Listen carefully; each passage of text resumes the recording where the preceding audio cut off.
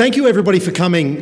The attendance this evening is particularly gratifying because, like you, I'm sure, I've been reading a lot of writing over the last couple of months, last couple of weeks, from commentators who tell me that the Magna Carta is an anachronism. It's old hat.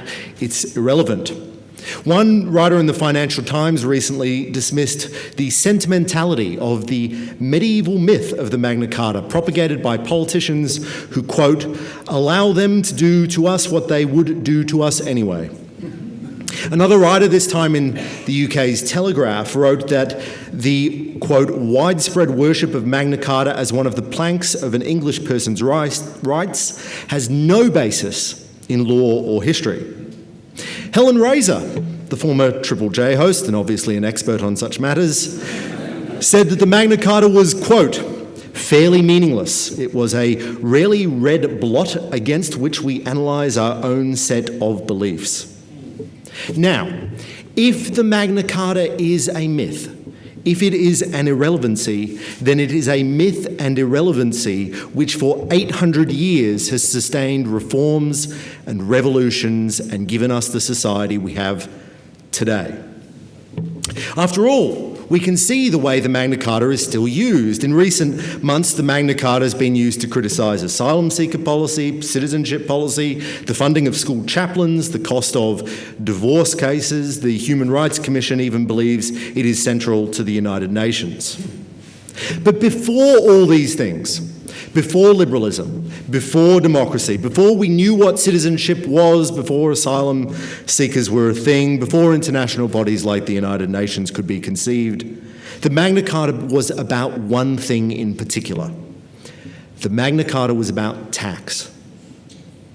The Magna Carta established a permanent relationship between the power to tax and our individual rights. All these great institutions, Parliament and the rule of law, were forged in a tax revolt when a few dozen barons in 1215 decided that their king, King John, was imposing excessive and arbitrary taxation on his subjects. Here's what happened. John had levied feudal dues far beyond what Englanders were used to. He ramped up customary legal charges, he sold privileges, and otherwise grabbed opportunistically at all the wealth in England. Some historians have described John's fiscal approach as asset stripping the country. Now, the barons were able to rebel against this because they had substantial military forces of their own. One prominent baron, Robert Fitzwalter, styled himself Marshal of the Army of God, and his Army of God marched into London, seized it, and held it in the first half of 1215.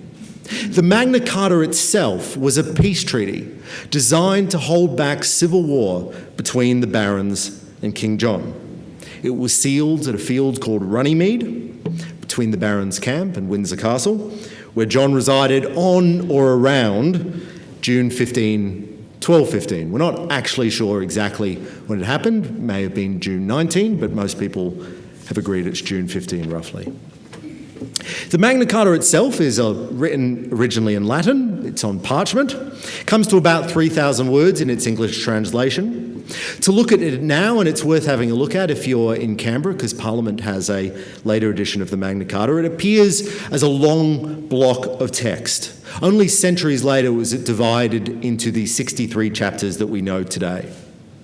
Those 63 chapters are a detailed and complicated list of rules and procedures that govern things like medieval inheritance law, customary dues, land tenure and feudal rights. It's all in 13th century legalese. It's got terms like domain, hundreds and wapentakes, scutage, relief, ells, wainage, and so on and on. It is in some incredibly specific to look at and to read. Those of us who are looking for the sort of soaring language of the US Declaration of Independence or the French Declaration of the Rights of Man and Citizen won't find it anywhere in the Magna Carta. But almost all of it, almost every one of those 63 chapters, were designed to limit how much King John could tax his subjects. because almost every legal construct in John's realm was designed so that he could take a slice off the top to feed his ravenous fiscal appetite. So when you read, for instance, in the Magna Carta about rules that govern the inheritance of heirs who are not yet of age, you should know that John had been, until then, using those rules to assume control over lands and strip as much wealth out of those assets as he could. The most famous chapter of Magna Carta is chapter 39. This demands that no free man can be imprisoned or exiled except by the judgment of his peers or the law of the land. It's often spoken as the origins of the modern right habeas corpus. But chapter 39 probably exists because John had a habit of locking up barons for trivial infractions in order to demand hefty fines for their release. Now, chapter 39 is probably the most famous part of Magna Carta, but the most important is chapter 12. This states that, quote, "No scutage or aid is to be imposed on our kingdom unless by common counsel of our kingdom." Now, scutage and aids, they were feudal payments, effectively taxes which vassals owed their lords. In this short chapter, the Magna Carta established the principle that the people need to be consulted before taxes are imposed upon them. Now, if you listen carefully, you'll note that the Magna Carta said that the king had to seek counsel from the kingdom before introducing a tax. He did not have to obtain their consent. But this nonetheless was a revolution in the way governments relate to their people. And it was, over time, a revolution that became an assertion of individual rights over the power of the state. Because the power to tax is the most fundamental power that governments hold over us. A government that cannot forcibly extract money or labour or goods from its people cannot function. It cannot maintain a monopoly of force. It is often pointed out that the Magna Carta bound the king to law. It made law supreme, not the monarchy. But it is very rarely pointed out that those laws under which the king was to be constrained were financial laws. They were tax laws. Historically, this has always been the significance of the Magna Carta. The English Civil War, for instance, was sparked by the attempt of Charles I to raise money without asking the permission of Parliament first. The American Revolution was a rebellion against taxation. The cry of no taxation without representation is a direct descendant of chapter 12. The Eureka Stockade, closer to home, was a rebellion about the excessive imposition of the miner's license, effectively a tax.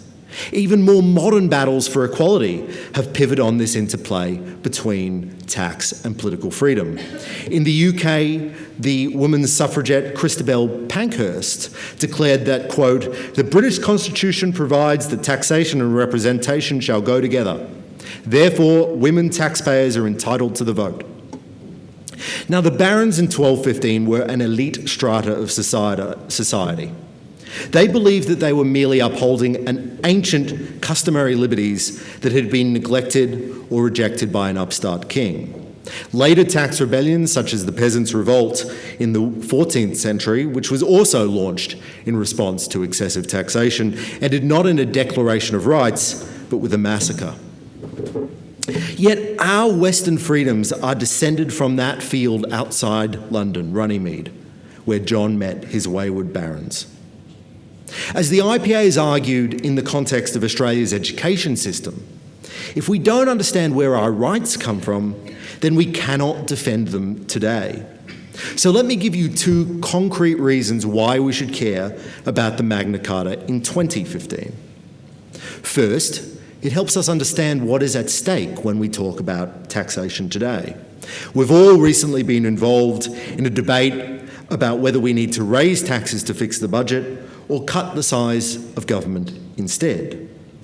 In my view, to recognise the deep connection between human freedom and democracy, on the one hand, and the limits on the power to tax, is to understand that taxation is an inherently repressive thing. If a government has spent too much, It is their responsibility to spend less, not push their problems onto taxpayers who already chafe under a heavy fiscal load. But more fundamentally than that, the story of the Magna Carta demonstrates how closely intertwined economic freedom and individual rights are.